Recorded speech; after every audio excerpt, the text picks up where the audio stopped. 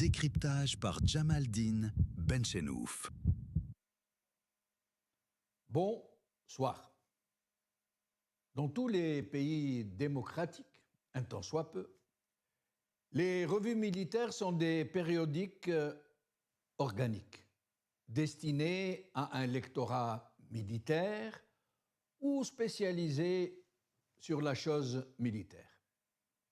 Ces revues traitent toujours de sujets exclusivement réservés à l'information sur l'armée, sur son actualité, son armement, à l'information du personnel, de nouvelles acquisitions, de la production, des nominations à la tête des structures, voire même sur la vie de tous les jours des effectifs, comme on dit. Rien de tel sur la revue El Jish en Algérie. La publication de l'Armée nationale populaire algérienne, qui semble toujours fonctionner sous le contrôle de ce qui fut le très omniprésent et très propagandiste commissariat politique de l'ANP.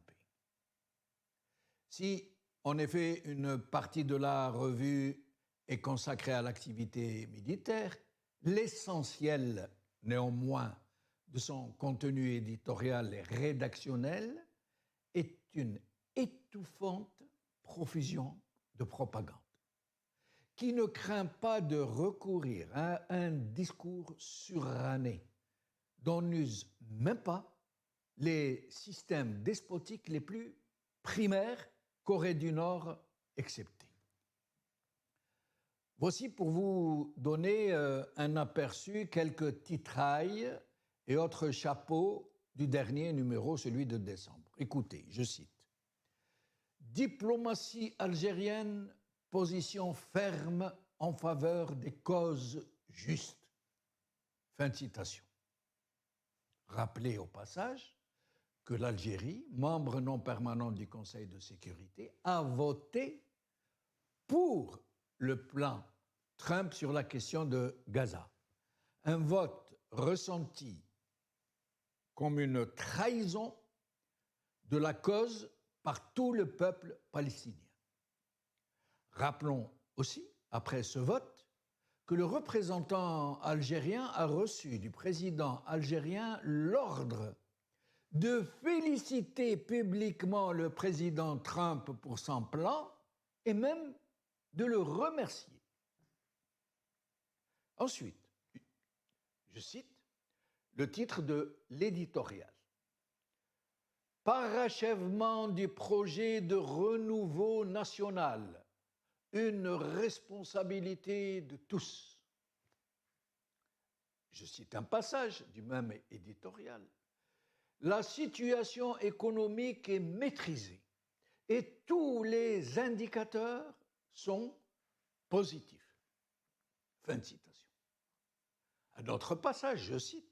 « Les acquis réalisés ne sont pas le fruit de simples coïncidences, mais plutôt le résultat d'une vision prospective, de la conjugaison des efforts de l'ensemble des Algériens et de divers secteurs et institutions, parmi lesquels l'Armée nationale populaire, digne héritière de l'Armée de libération nationale, qui veille à garantir les facteurs de sécurité et de stabilité, ainsi que la préservation de notre souveraineté et l'intégrité de notre territoire national. » Fin de citation.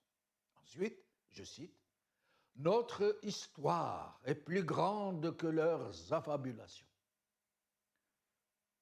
Un passage de cet article, un passage, je le cite, « Préserver le plus précieux héritage laissé par nos illustres ancêtres et protéger le legs sacré qu'ils nous ont confié exige de rester indéfectiblement lié à notre histoire glorieuse et à notre mémoire authentique. » Et c'est ainsi, en une indescriptible langue de bois, tellement méprisante pour l'intelligence des gens, tellement anachroniques, autant de piètres harangues dont on se demande à qui elles sont réellement destinées. En fait, et à l'insu de leur propre gré, les responsables et les rédacteurs de cette revue d'un âge que nous pensions révolu nous montrent de façon vraiment magistrale la triste réalité d'une propagande qui tourne en rond, qui n'a pas encore compris que la communication est entrée dans une phase subliminale, qui sait draper sa nature profonde d'une subtilité et de méthodes autrement plus insidieuses, plus subtiles, et dont la première préoccupation est de sembler vraisemblable, pour le moins.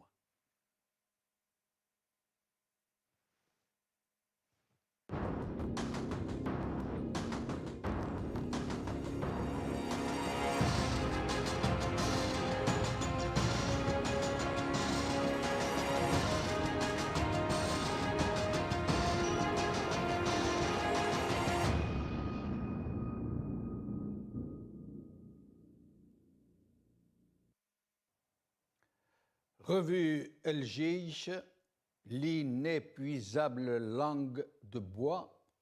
C'est le titre de notre émission d'aujourd'hui et pour en parler, j'ai le plaisir d'avoir ici avec moi le docteur Hassan Heresh, économiste, docteur en économie et analyste politique. Hassan Heresh, merci d'être des nôtres.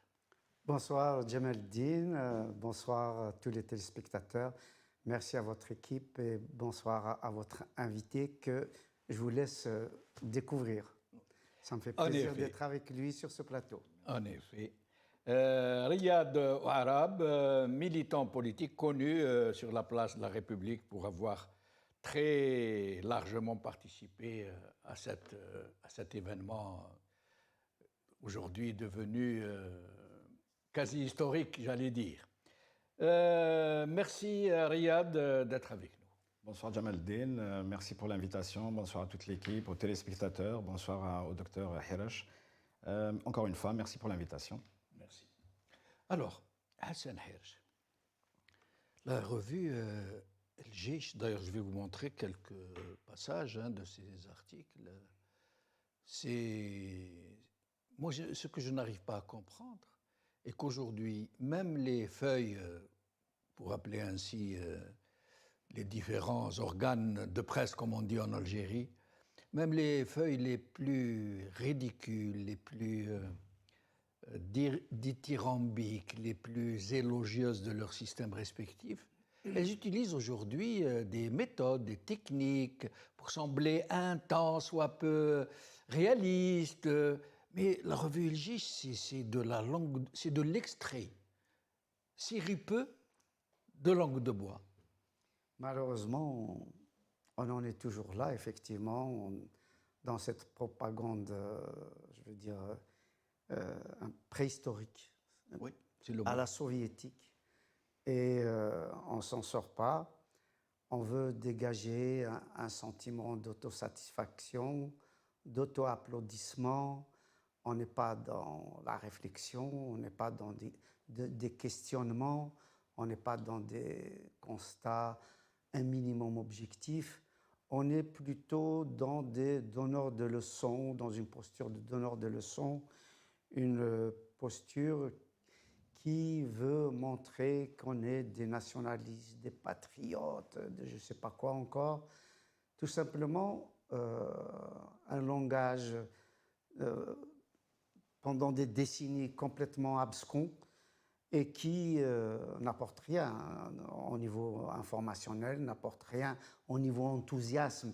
Ce n'est pas ce langage-là qui va permettre aux Algériens d'écouter, éventuellement de se mobiliser, éventuellement de se dire que finalement on est arrivé à ceci ou cela, un pays émergent, un pays intéressant.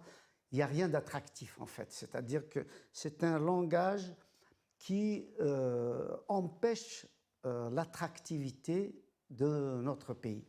Voilà, je le vois comme ça, parce que ce que vous avez résumé, M. Benchenouf, vous pouvez prendre n'importe quel numéro des années Boukharaoba, Chadli, Zerwal, Bouteflika, ainsi de suite. Et maintenant, si vous prenez les éditoriaux de toutes ces époques, vous retrouvez exactement la même ossature, le même vocabulaire, les mêmes substantifs, les mêmes verbes et en fait la même syntaxe.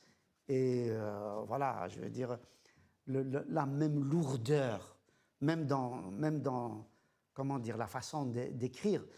Et je ne sais pas comment on choisit ces journalistes. Mais justement, je ne sais Hassan, pas si ce sont des journalistes. Hassan, pardon de vous interrompre. Justement, il y a deux versions. Il y a la version arabophone et la version francophone. Ah, À la limite, moi j'aurais compris qu'ils utilisent de telles, je ne sais pas comment dire, de telles langues de bois, d'une telle propagande pour ce qui est de l'arabe. oui. Et pourquoi? Parce que généralement la presse arabophone dans le monde, elle est un peu dans ça. Dithyrambique envers Voilà, il faut dire les choses. dirigeants et tout Je ça. n'ai rien contre la langue arabe que j'aime oui. beaucoup. Mais elle véhicule, cet état d'esprit. Voilà. À la limite, j'aurais compris que dans le discours arabophone ambiant, il y ait ce genre de discours des journaux arabophones qui sont un peu dans cette siruposité, j'allais dire. Oui, discours emphatique, quoi. Le contraire de la langue arabe révolutionnaire poétique de Derwish. Ah oui, non. Oui. Mais en français, quand ils écrivent comme ça, le lectorat francophone, généralement, il a accès à une presse francophone qui est très libérée, qui est très osée, qui est très audacieuse, qui est généralement anti-système. Lorsqu'ils écrivent comme ça en français, ils s'adressent à qui en fait? En fait, je pense qu'ils sont dans un moule, prisonniers dans des moules idéologiques. Et comme il n'y a pas d'esprit réformateur depuis Hamroche, et encore c'était timide même du temps de Hamroche, et bien donc on est figé. C'est vraiment une glaciation de l'idéologie, des idées politiques. Et donc on en reste à la période où l'Algérie pouvait sembler être un pays écouté, etc. Mais qu'en fait, elle était un pays écouté, un pays qui comptait. Elle l'était dans un système des blocs, c'est-à-dire qu'elle avait le parapluie soviétique. Et à partir de ce moment-là, effectivement, on avait l'impression que c'est comme si elle parlait à partir de Moscou et non plus d'Alger. Et c'était valable pour tous les pays de l'Est, hein. La RDA, la Pologne, la Hongrie, la Tchécoslovaquie. Et encore la Tchécoslovaquie, c'était autre chose, mais Cuba, ainsi de suite. Donc on retrouvait exactement le même discours, l'anti-impérialisme, l'anticapitalisme, l'anticolonialisme, etc. C'était facile en fait. Il suffisait de dire panafricanisme, il suffisait de dire anti-impérialisme, et c'est des mots magiques. Oui. Et donc, on s'imagine peut-être que la psychorigidité aidant, parce qu'il n'y a pas que le politique, il y a aussi le psychologique, eh bien, on s'imagine qu'on ressort en fait cette force illusoire, cette force à l'époque du bloc soviétique. Et donc, malheureusement, ça fait beaucoup de mal et à ces journalistes, et à l'armée, et à la présidence, et à l'Algérie. Je veux dire, ça n'apporte rien, même quand on veut défendre, par exemple, le système ou qu'on veut défendre le président Abdelmadjid Tebboune. Si on veut le défendre, on ne devrait pas utiliser ce vocabulaire-là, cette phraséologie-là, parce qu'on le ramène vers une période de dinosaures, et alors que lui parle de l'Algérie nouvelle, etc. Donc il y a inadéquation totale entre un langage complètement dépassé, archaïque, et puis comment dire, une volonté de montrer que l'Algérie a changé, est en train de changer et va changer. Mais elle a changé, si tant est qu'elle a changé, par rapport à cette langue de bois. Hein. Avant, au moins, il parlait d'anti-impérialisme, d'anti-colonialisme. C'était les mots magiques, oui. Ben, magique. Mais aujourd'hui, il n'y a même plus ça. Au contraire. Là, puisque M. Tebboune demande à M. Boujama, son représentant à l'ONU au Conseil de sécurité, de féliciter Trump, non seulement de voter pour le plan Trump, Oui. j'allais pas dire le plan pour Gaza, le plan Trump contre Gaza. Non seulement il lui demande de voter, oui, mais en plus il lui demande de féliciter publiquement M. Trump et de le remercier. Alors, nous allons écouter la ASB3, s'il vous plaît, et puis j'aurai une question pour Riyad. La 3 de préférence, sinon la 4, hein, de toute façon, on va toutes les passer. La revue El Jaish souligne que ces dernières années, des discours qualifiés par de nombreux observateurs de révisionnistes ont émergé, portés par certains individus se présentant comme analystes ou experts. Sous couvert de liberté d'expression ou de pluralisme intellectuel, ils remettent en cause des symboles fondamentaux et tentent de semer le doute autour des repères historiques qui façonnent l'identité nationale. La mémoire nationale ne peut être réduite à des récits approximatifs ou instrumentalisés à des fins personnelles, politiques ou mercenaires. La revue ajoute, pour de larges franges de la société, cette mémoire représente une ligne rouge. Ni négociation, ni relativisation ne peuvent être acceptées lorsqu'il s'agit de fondement de l'identité nationale. L'édito rappelle également que dans ce parcours de renouveau, l'armée nationale populaire joue un rôle central. Héritière de l'ALN, elle veille à la sécurité, à la stabilité et au renforcement de la souveraineté. Le général d'armée Saïd Chenguereha, ministre délégué auprès du ministre de la Défense nationale, chef d'état-major de l'ANP, l'a d'ailleurs rappelé en affirmant que les expériences à travers l'histoire ont prouvé que les pays qui comptent sur leurs propres forces et leurs composantes internes sont plus à même que les autres de faire face aux menaces extérieures. Regarde, avant de vous poser une question, depuis quand êtes-vous en France? Depuis 1995. Ça fait combien d'années? 30 ans. 30 ans. Alors, je vais vous demander de me répondre franchement. Quel est le nom du ministre de la Défense en France? Du temps où Chenguereha est venu ici en France, c'était Le Cornu, mais actuellement, non, je ne sais pas. actuellement. Je ne sais pas. D'accord. Quel est le nom du chef d'état-major? Aucune idée. Alors, vous vivez en France, vous êtes très renseigné, vous êtes branché dans la vie politique. Absolument. Et vous ne connaissez pas le nom du ministre de la Défense et le nom de l'état-major, alors qu'en Algérie, personne n'ignore que Chenguereha est le chef d'état-major et vice-ministre de la Défense. De 7 à 77. De 7 à 70. Absolument. C'est dire, hein. Et non seulement ils le savent, mais qu'est-ce que vous pensez de ce bourrage de crâne avec des méthodes pareilles, avec un langage pareil, est-ce que ce ne serait pas du mépris pour le peuple algérien? Tout à fait. Le peuple algérien, pour eux, n'existe pas. C'est une variable qui n'est pas importante, qui n'est pas prise en considération. Et j'allais dire, c'est un CD rayé. Non, c'est une bande magnétique rayée qui revient des années 70. Et à chaque fois, c'est le même discours, c'est la même terminologie qui est utilisée. J'aimerais revenir un peu, Jamaldine, si vous permettez, à votre édito. Vous avez précisé que toutes les armées du monde ont des revues, ils éditent, ils produisent des articles où ils parlent de leur armée, de la stratégie militaire qu'ils comptent déployer, ou des perspectives d'évolution du matériel utilisé, des innovations, de ce que produisent ces armées. Nous, malheureusement, dans notre pays, El Jaish est un magazine militaire pas comme les autres. En fait, c'est un bulletin politique.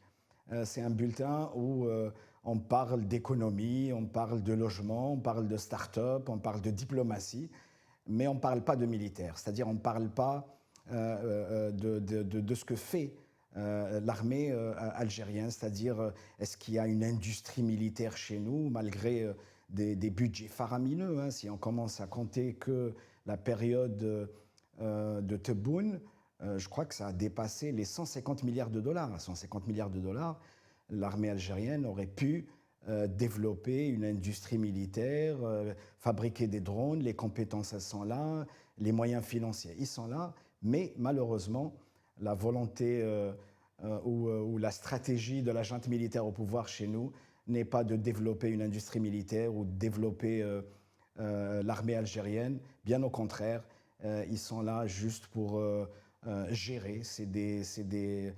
Pour moi, c'est une caste comprador qui est là juste pour exécuter les ordres venus d'ailleurs. Alors, nous allons écouter une autre vidéo et après, j'ai une question. La SB2, s'il vous plaît. La situation économique est maîtrisée et que tous les indicateurs sont positifs. Parmi les chantiers phares, rappelle la revue El Jaish dans son éditorial, la mise en valeur du potentiel minier national, le projet Garaj Bilat pour le fer et celui de Bled el-Hadba à Tbessa pour le phosphate s'apprêtent à entrer en production. Deux leviers majeurs qui permettront à l'Algérie de renforcer sa présence sur les marchés mondiaux de matières premières stratégiques.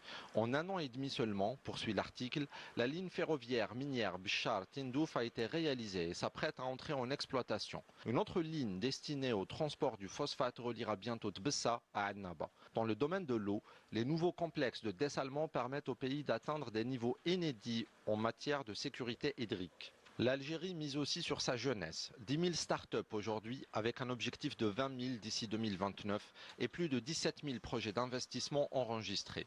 Ajoute encore la revue El Jaish dans son édito, sans oublier le secteur du logement qui avance à grande vitesse, confirmant la vocation sociale de l'État et son engagement à garantir une vie digne aux citoyens. En parallèle, la diplomatie algérienne continue d'imposer la voie. Et on arrête là parce que ça n'arrête pas. Riyad.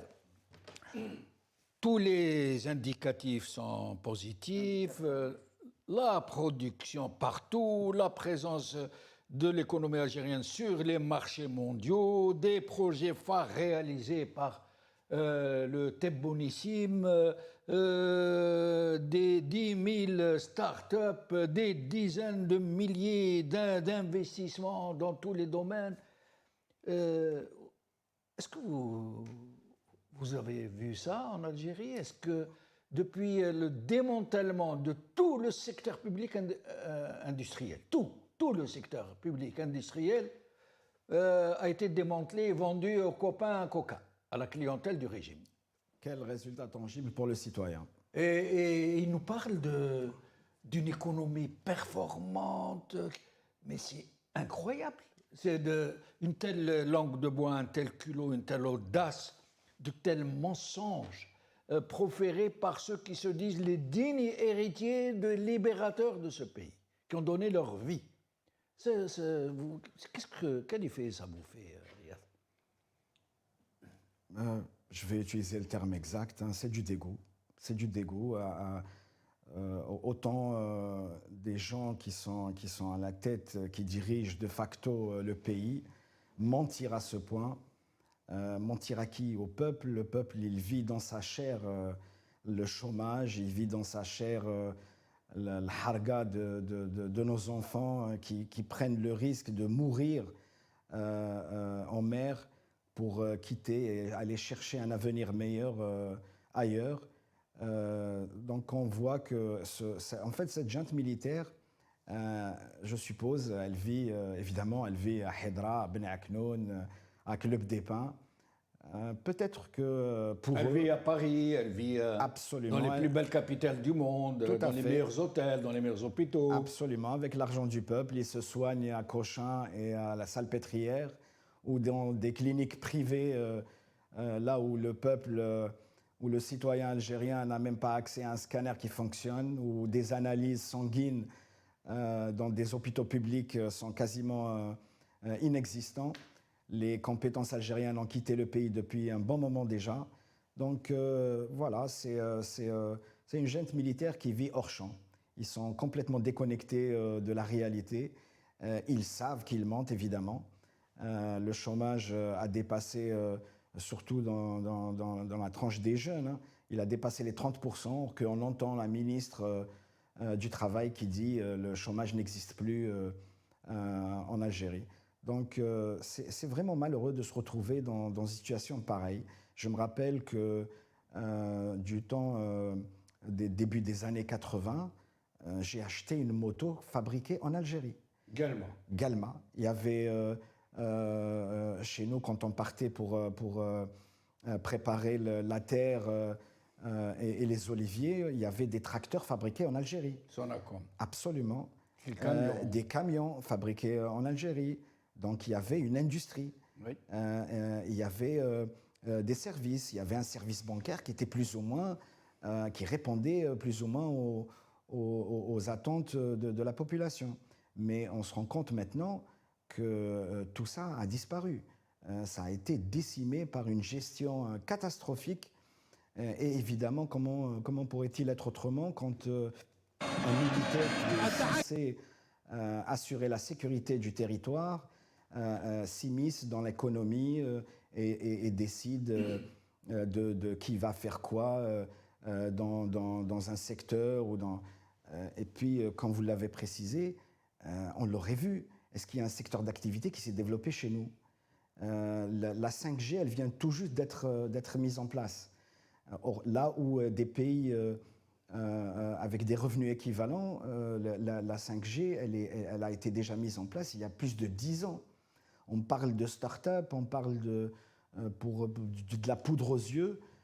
Comme les projets ANSEJ, par exemple. Absolument. Desquels l'ex-premier ministre, M. Sellel, qui est en prison aujourd'hui, avait dit, rappelez-vous, à la veille de l'élection de Bouteflika, qui ne pouvait pas s'exprimer lui-même dans une campagne électorale.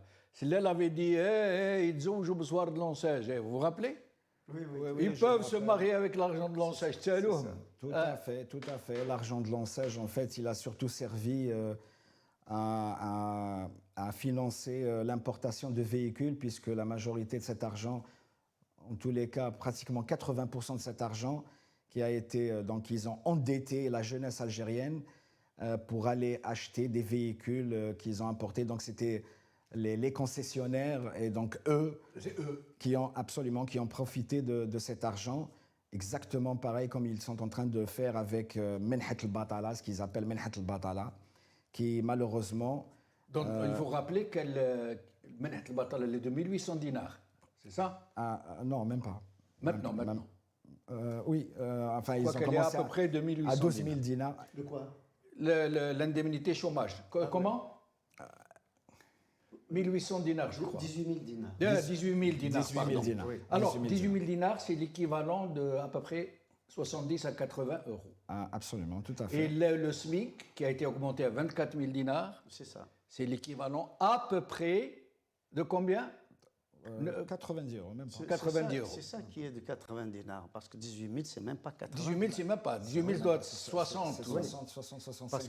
Parce que maintenant, 100 euros, c'est 300 dinars. 300 dinars en France. En France. 30 000 dinars. 100 euros, 30 000 c'est dinars. En Algérie, c'est encore C'est ça. 285, je crois. 1 euro pour 300. Voilà. Alors, pardon, Hassan, est-ce que vous savez le nom de cette drogue, je ne sais pas ce que c'est, si c'est un psychotrope ou autre chose, en Algérie, à laquelle qu'on prend avec de l'alcool généralement, et ça met dans un état absolument... Et quasiment presque toute la jeunesse en Algérie y est devenue addicte. Est-ce que vous connaissez le nom de cette drogue? Personnellement, j'oublie tout le temps, mais je sais que ça existe. Parce que de façon populaire, on l'appelle les cachis. Le cachis. Non, mais un nom qui a été donné par la jeunesse. Ah oui, d'accord. Sarour. Sarour. Sarour, ça veut dire la fusée. C'est encore beaucoup plus grave. Ça veut dire que ça fait décoller. Absolument. Ah oui. C'est encore beaucoup plus grave que ça. En fait, dernièrement, des cannabinoïdes de synthèse sont en train, parce que c'est du bas de gamme, ça coûte pas cher, c'est en train de se propager dans la jeunesse algérienne. Il y a des drogues de synthèse aussi. Il y a une drogue qui s'appelle chouchna. Chouchna, c'est terrible. Absolument, c'est des drogues très très addictives, beaucoup plus addictives que le cannabis. C'est le crack. Absolument. Chouchna, c'est le crack. Ça veut dire que ça exact. laisse des séquelles absolument irréversibles. Absolument, on va le payer très très cher dans 5 ans, 10 ans. Ça Absolument. détruit, ça ravage. Exactement ça. Alors, pardon de vous interrompre. Pourquoi j'ai parlé de ça qui est complètement hors sujet? Hassan, Serour, qui est en fait c'est l'EVK ou quelque chose comme ça. C'est un médicament qui a été détourné de son usage initial. C'est l'Erica qui est fabriqué par le laboratoire Pfizer en Algérie. Voilà. Mais c'est pas seulement. Pas seulement, il y a Où des est-ce que c'est laboratoires. fabriqué encore? En Il y a- Tunisie. en aussi. Tunisie. Absolument. Il y a à peu près 7 à 8 usines. C'est ça. Et vous savez à qui elles appartiendraient, je mets au conditionnel, ces usines? Est-ce que vous savez? Non, non, non. Il y en a une ou deux qui appartiennent à des Tunisiens. Mais le reste, ça appartient à des Tunisiens prête-nom, Exact. qui ont ouvert ces usines, soi-disant pour écouler le médicament en Tunisie, mais qui en fait a une capacité, écoutez bien, a une capacité d'à peu près 40 fois la demande tunisienne. 40 fois. Et destiné au marché curieusement, ces médicaments ne sont pas exportés. Ils ne figurent nulle part dans les exportations tunisiennes. Or, tous les stocks sont épuisés. Et vous savez où ils vont, ces stocks? Au marché algérien. Marché algérien. Voilà. Alors, c'est des Algériens qui ont investi en Tunisie, dans le Serour. Ces Algériens, bien sûr, pour pouvoir investir, ils doivent être des barons du régime, ou les enfants des barons du régime, qui sont un peu dans la cocaïne, comme on sait, la fameuse histoire des 701 kilos, etc. Et donc, non seulement ils sont en train de permettre à des assassins de masse de ravager toute une jeunesse, Absolument. de ravager son avenir, sa santé, de casser les familles. Mais en plus, ils permettent à leur clientèle, à leurs associés, d'aller investir en Tunisie, le pays d'à côté, pour intoxiquer, empoisonner, tuer la jeunesse algérienne. Mais pourquoi je vous pose cette question, Hassan Herj? Oui. Est-ce que la revue El Jish en a parlé? À ma connaissance, non, mais bon, on l'aurait su. J'avoue. La très digne franchement, héritière de ceux je qui ont connais- libéré le parle pays. jamais de drogue. Je connais ni le dossier de cette drogue, malheureusement, mais c'est vrai que j'en entends parler et que comme il y a une ambiance anxiogène dans tout le pays, pour des raisons politiques, culturelles, linguistiques, économiques, problème de l'emploi, ainsi de suite. D'ailleurs, El Jaish, je ne veux pas jouer au psychanalyste de comptoir, mais quand ils disent, et j'ai retenu donc, la terminologie, je l'ai noté, ils disent la situation économique est maîtrisée. Ouais. Ça ne se dit pas, ça se dit pour un incendie, ça se dit pour un feu, ça se dit pour une catastrophe. Ça veut dire donc qu'on reconnaît inconsciemment qu'il y a une catastrophe économique. Quand on dit que cette situation est maîtrisée, ça veut dire quelque part, C'est un sinistre. inconsciemment, on reconnaît effectivement le grave sinistre qui est en cours. Alors, évidemment, je ne veux pas C'est noircir vrai, tout le tableau. vous me faites penser. C'est vrai, ils disent l'économie est maîtrisée. C'est ce que Or, je généralement, on viens de dit maîtrisée d'un sinistre, Tout- d'un incendie, d'une inondation.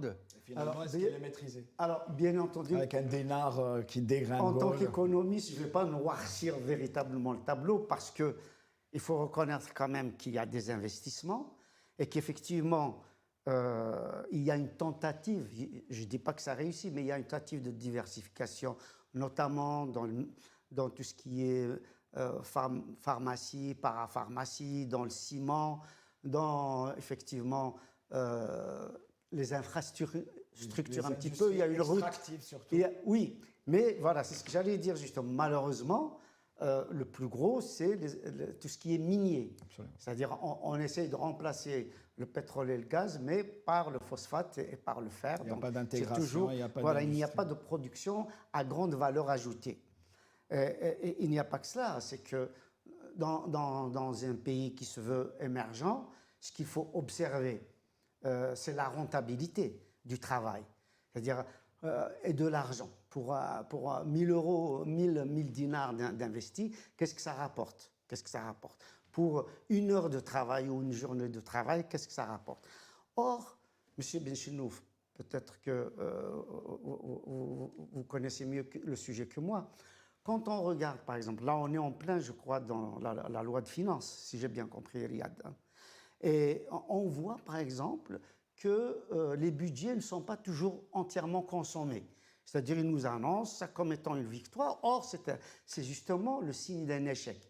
Quand on vous dit l'enveloppe qui a été allouée en 2024 pour 2025, qui n'a été consommée qu'à 60% ou 80%, ça veut dire quoi? Les 40 ou les 20% qui restent, ça veut dire,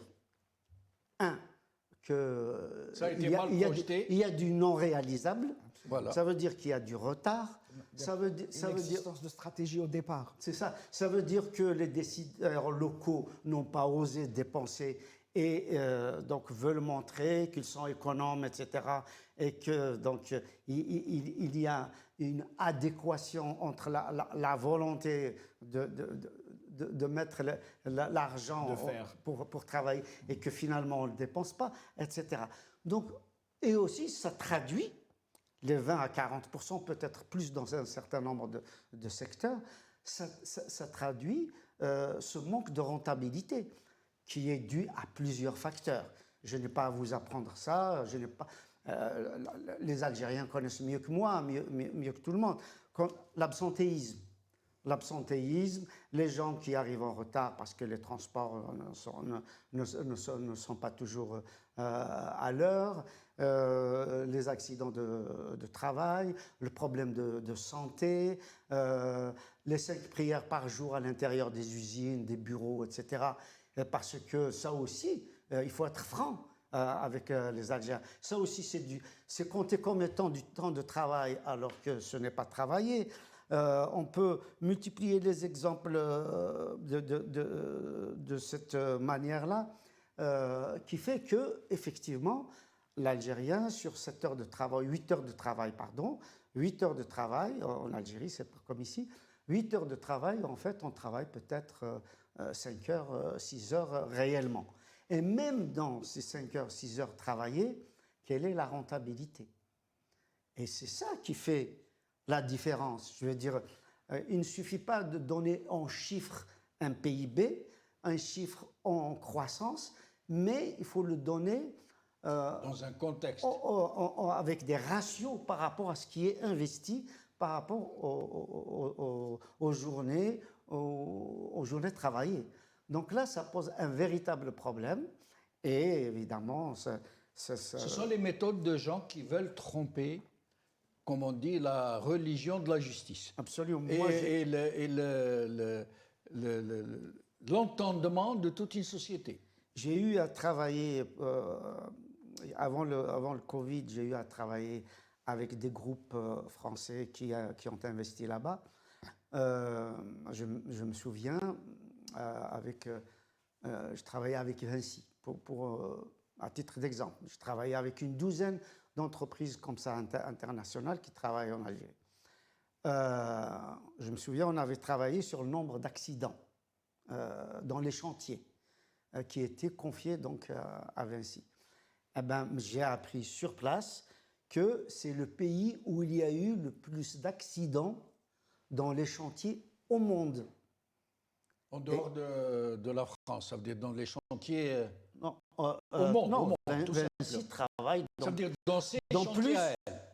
Vinci travaille dans plus de 70 pays. Et dans ces 70 pays, c'est en Algérie qu'il y a le plus d'accidents de travail dans les... Comment? Pour plusieurs facteurs. Absolument. Il y a les normes qui sont pas à jour. Il y a énormément la sécurité sur les chantiers qui n'est pas appliquée. Il y a plusieurs paramètres. Il y a le fait qu'on ne respecte pas les règles. Il y a un climat aussi général. Hein. Si on prend par exemple le secteur public, on brave le danger. Tout à fait. Il y a effectivement le rapport au secteur public, le rapport au privé, le rapport aux responsables, aux chefs, ainsi de suite, l'impulsivité, la gestion émotionnelle des équipes. Là, vous êtes vraiment dans la finesse, hein, parce que pour un salarié algérien, d'abord c'est le salaire. Oui. Parce que si, avec des salaires pareils, si un ouvrier ou même un employé ou même un cadre n'est pas payé correctement, comment voulez-vous qu'il travaille mais qui ne peut même pas assurer les trucs de base pour sa famille. Donc il y a ça. C'est vrai que, juste, Riyad, juste une petite parenthèse, excusez-moi. Le SMIC, on vient de le dire, est à 24 000 dinars. Tout à fait. Un sénateur est payé 500 000 dinars. Ça veut dire qu'il est payé plus de 20 fois le SMIC. C'est-à-dire vous prenez 20 ouvriers, 21 ouvriers, pour avoir un salaire de... Et encore, Pour ça, donner c'est un le exemple. salaire. Ça, je parle de salaire. Alors que les sénateurs, ils s'en fichent de leur salaire. C'est Je des parle pas privilèges. des avantages, bien Ils se sûr. font élire parce qu'à côté, il y a des privilèges qui se chiffrent en millions Ça de fait 20 dinars. fois plus. Et à l'étranger, si on prend l'exemple du pays où on est, donc c'est un député, il est payé 3,5 fois le SMIC. Alors, Donc, la là, différence c'est- qu'il y a. Riyad, Oui, Riyad, la harga, c'est une tragédie nationale. C'est absolument. une tragédie sans nom. Hein, Absolument. aujourd'hui, on est sûr qu'il y a des milliers de harragas qui sont perdus en mer. Pour ne pas dire qu'ils sont noyés, parce que beaucoup ne sont pas retrouvés. Le secteur de la santé, Sinistré. c'est devenu un mouroir. Les hôpitaux sont devenus des mouroirs. La délinquance juvénile et l'insécurité aujourd'hui, c'est monnaie courante dans les rues algériennes. Presque personne n'ose sortir la nuit. L'économie informelle, celle qui n'est pas contrôlée, qui ne paye pas d'impôts, qui trafique, qui importe par les chemins détournés, qui exporte par les chemins détournés, et je passe sur la suite, elle représenterait, selon des spécialistes, entre 60 et 70% de l'économie nationale. Et quand je dis l'économie nationale, ça veut dire les 30% restants, c'est les hydrocarbures en fait. À part les hydrocarbures et l'agriculture qui fonctionne avec un taux très élevé d'intrants importés, avec ça, le square pour Saïd, le change informel. Mais ce n'est pas pour Saïd. Chaque ville a son square pour Saïd. Absolument. Et ces squares, ces échanges informels, trouvent leurs ressources principalement dans les fruits de la surfacturation. C'est-à-dire des crédits bancaires accordés aux gros importateurs qui, à travers la surfacturation, génèrent des sommes faramineuses en devises et qui les réinjectent dans le marché algérien du marché noir, la monnaie marché noir. Tout ça, c'est mortel, c'est très important, ça pèse très lourd dans l'économie, dans la société. Pourquoi la revue El Jish n'en dit pas un seul mot? La revue El Jish, en fait, tout à l'heure, vous avez demandé mais à qui elle s'adresse, cette revue? Qui lit cette revue, finalement? Je pense qu'à part ceux qui font cette revue, c'est-à-dire les pigistes ou les pseudo-journalistes qui écrivent ces articles, plus personne ne lit cette revue. Je pense peut-être les chancelleries étrangères. Absolument, pour essayer un peu de décrypter S'il y a les messages. un brin de réforme ou pas. Absolument. C'est plus pour décrypter un peu les messages de la junte militaire. Mais sinon, ça s'adresse aussi à une certaine catégorie, si je puis dire, à une strate à l'intérieur de l'armée. Ils sont en train plus de parler à leurs équipes, aux gens, à leurs proches, pour leur dire tout va bien, voilà. Donc, et surtout aussi, c'est que ce qui est édité dans cette revue, et nous l'oublions pas, qu'il est repris par pratiquement tous les journaux algériens, les médias lourds, les Atima. La revue El Jish, elle est relayée d'une façon absolument incroyable. Systématique, absolument. Donc voilà, c'est ce qu'on appelle la propagande d'un régime dictatorial. C'est la dictature militaire et c'est comme ça que ça fonctionne. On retrouve le même schéma en Corée du Nord, on retrouve le même schéma dans pratiquement toutes les dictatures militaires. C'est un discours, on essaie de lobotomiser la population, on essaie de faire de telle manière à ce que ils se disent que le fait de rabâcher, de répéter à chaque fois la même chose, ils vont convaincre. C'est un coma on sait pas artificiel dans lequel est plongée la société. Absolument. Tout à l'heure, vous avez dit plusieurs choses. Vous avez parlé des harragas. J'aimerais dire qu'en Espagne, à Valence, il y a un hôpital où il y a une morgue, où on retrouve, je crois, 160 dépouilles d'Algériens qui se Identifiés. sont... Identifiés, absolument, non. Il y en a qui ne sont pas identifiés, en fait, et c'est ça le problème, c'est que les autorités espagnoles ont demandé, ont envoyé de l'ADN de ces dépouilles, et ils ont demandé aux autorités algériennes de vérifier cet ADN avec les familles des harragas qui ont déclaré la perte de leurs enfants, et les autorités algériennes ne répondent pas. Ne coopèrent pas parce qu'ils n'ont pas envie de voir revenir les dépouilles. Absolument. En fait, les harragas ne sont pas du tout pris en considération par le régime algérien. Les familles ne sont pas prises en charge.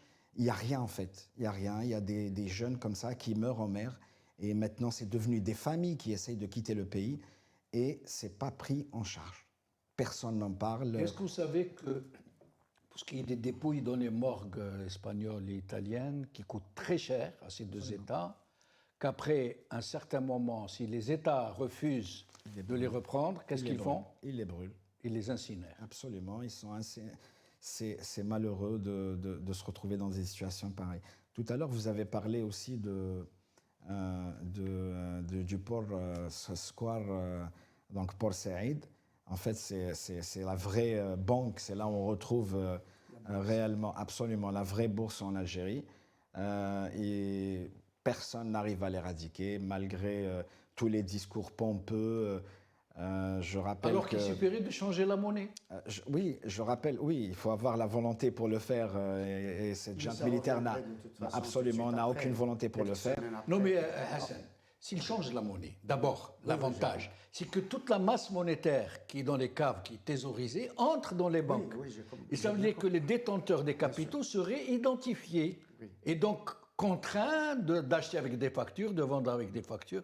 Or, ils ne veulent pas le faire. Pourquoi, Hassan? Parce que c'est à eux.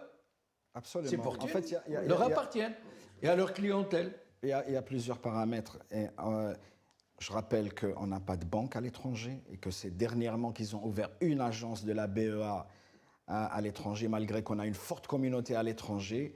Les autres communautés, elles ont toutes des banques. Les Tunisiens, il y a des banques tunisiennes, les Marocains, pareil. Nous, malgré une forte diaspora à l'étranger, il n'y a pas de banque. Il n'y a pas de banque parce que tout simplement la junte militaire préfère utiliser le Square Port Saïd. Je rappelle que juste à Alger, pour ceux qui ne connaissent pas l'endroit, le Square Port Saïd se trouve entre le tribunal de Abban Ramdan et le commissariat ou la DGSN, absolument. Absolument, c'est entre les deux. Et l'Assemblée nationale qui est tout près, absolument. Ouais. Donc, dernièrement, on a vu comment l'euro a flambé. En fait, ce n'est pas l'euro qui a flambé, c'est le dinar qui a été dévalué à coup d'imprimantes. Ils sont en train d'imprimer de l'argent, ils sont en train d'imprimer du dinar parce que arrivé le mois d'août, le mois de septembre, il n'y a plus de liquidité pour payer les salaires, donc ils impriment. Il y a ce paramètre. Et ça, c'est un facteur interne. Il y a aussi la diaspora qui a diminué les transferts vers le pays. Il y a aussi les Algériens qui ne font plus confiance à la monnaie nationale. Donc, du coup, dès que quelqu'un met un peu d'argent de côté, il essaye d'acheter de l'euro, de le garder ses économies avec une monnaie stable, on va dire, entre guillemets. Voilà. Hassan Hirsch, le mot de la fin, Hassan Hirsch, en 2 minutes à peu près. Le mot de la fin, je pense que la solution n'est malheureusement pas entre nos mains. Elle est entre les mains des décideurs. Et du peuple algérien. Du peuple algérien, malheureusement, pas toujours. Bon, à part se soulever, faire un hirak, etc. Voilà. Donc, les Algériens ont fait leur devoir. Je crois que depuis 1980, on a assisté à des vagues de manifestations, de démonstrations, de refus justement de ce système. 80, 85, 88, 2001, 2019. Je crois que très franchement, il n'y a pas beaucoup de peuples au monde qui ont fait leur devoir comme le peuple algérien. Ils ont montré qu'ils veulent un changement. Ils veulent montrer que c'est un peuple pacifique, c'est une force tranquille et ils veulent tout simplement participer à la gestion de leur patrimoine. Ils veulent exister en tant qu'acteurs, acteurs locaux, acteurs régionaux, acteurs nationaux. Aujourd'hui, on n'est pas dans cette configuration. Donc, mon dernier mot, M. Benchenouf, c'est d'espérer qu'il y ait un dialogue entre les décideurs et que parmi ces décideurs-là, il y ait des réformateurs courageux et ils savent qu'ils auront le peuple avec eux, derrière eux, qui vont les soutenir. Espérons qu'ils vous entendront, espérons que ces gens qui doivent certainement exister, même au sein du système, espérons qu'ils auront le réflexe salvateur de ne pas laisser leur pays aller au mur.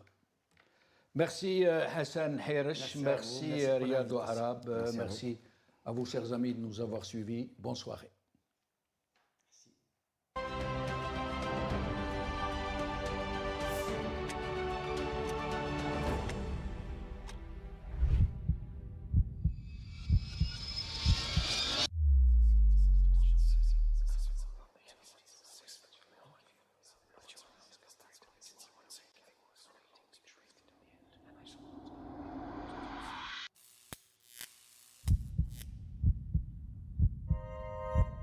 Décryptage par Jamaldine Benchenouf.